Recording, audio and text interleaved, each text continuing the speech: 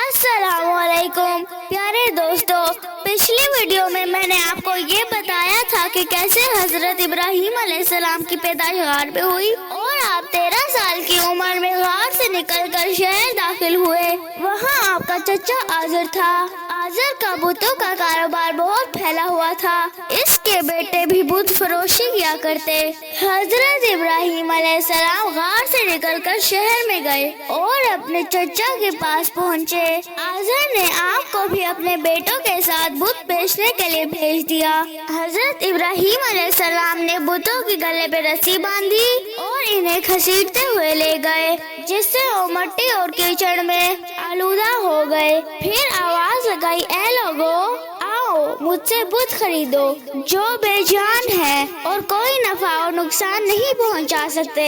बुत के साथ हजरत इब्राहीम अलैहिस्सलाम का ये सलूक बुत परस्तों की नजर में तौहीन आमेज था।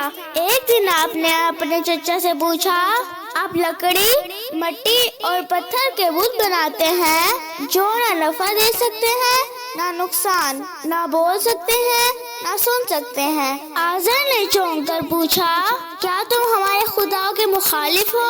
आइंदा तुम ये बात अपनी जबान पे ना लाना, वरना तुम्हें सजा होगी। इसके बाद हजरत इब्राहीम अलैहिस्सलाम लोगों से मुखातिब हुए और कहा कि इबादत के लायक ना नमरूद है और ना ये बुत। इबादत के लायक तो सिर्फ अल्लाह की जात है, जिसने सारी दुनिया को पैदा फरमाया है और वही इबादत के लायक है।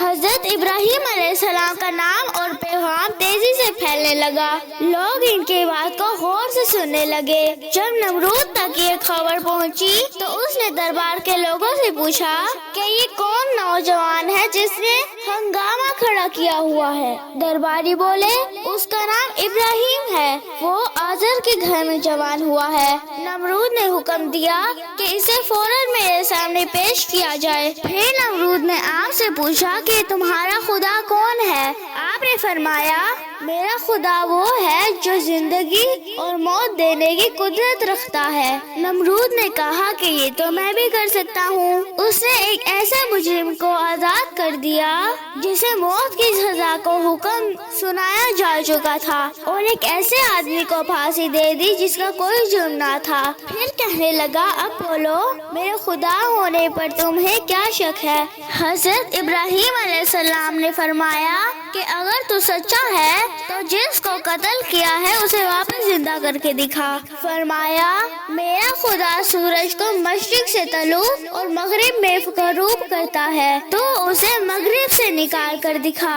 नमरूद से इस सवाल का कोई जवाब न बन पड़ा और वो शर्मिंदा हो गया।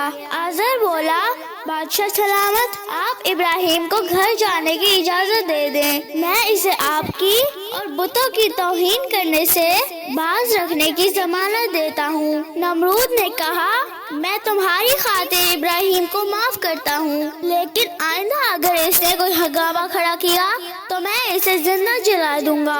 हजरत इब्राहीम अलैहिस्सलाम इसके बाद भी अपने मिशन से बाज न आए और अल्लाह ताला की बंदगी की दावत देते रहे। बाबुल के लोग शहर से बाहर ईद मनाया करते थे और बुतों के पास खाना रख कर जाते और शाम को वापस आकर तबर्रुक के तौर पर वो खाना खाते।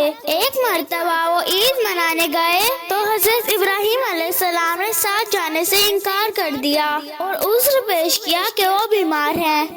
जब सब लोग चले गए तो आप एहतियात के साथ बुत खाने गए और मजाक उड़ाते हुए बुतों से फरमाया, क्या तुम वो खाना नहीं खाते जो लोग बरकत के लिए तुम्हारे सामने रख गए हैं? जवाब ना मिलने पर आपने फरमाया, क्या हुआ, तुम बोल क्यों नहीं रहे? फिर आपने एक कुल्हाड़ा लिया और छोटे बुतों के टुकड़े कर दिए और कुल्हाड़ा बड़े बुत के कंधों पर रख दिया। जब शाम के वक्त लोग वापस आए और दस्तूर के मुताबिक बुत खाने पहुँचे और बुतों को टुकड़े टुकड़े देखा तो कहने लगे, हमारे खुदाओं के साथ ये किसने किया है? वो यकीनन जालिम है। कुछ लोग कहने लगे, हमने एक जवान को इन्हें बुरा कहते हुए सुना था, उसका नाम इब्राहीम है। चुनाचे आपको बुलाकर पूछा गया तो आपने फरमाया इस बड़े बुत के कंधे पर कुल्हाड़ा है, जिससे ये अंदाजा लगाया जा सकता है कि इसी ने बुतों को तोड़ा है। उन्होंने कहा कि आप अच्छी तरह जानते हैं कि ये बोल नहीं सकते, तो हम इनसे क्या पूछें? हज़रत इब्राहीम अलैहिस्सलाम ने फरमाया, उन्हें इतनी भी समझ नहीं कि जो बोल नहीं सकते, कोई नफा नहीं पहुंचा सकते, वो पूछने के काबिल नहीं। जब वो लोग आपसे आजिज आ गए तो उन्होंने आपको जलाने का प्रोग्राम बनाया। प्यारे दोस्तों, कैसे उन्होंने आपको आग में डाला और कैसे आग गुलजार बन गई, वाकया मैं आपको अगली वीडियो में सुनाऊंगी। इसी तरह की और वीडियोस देखने के लिए हमारे चैनल को सब्सक्राइब कर दें।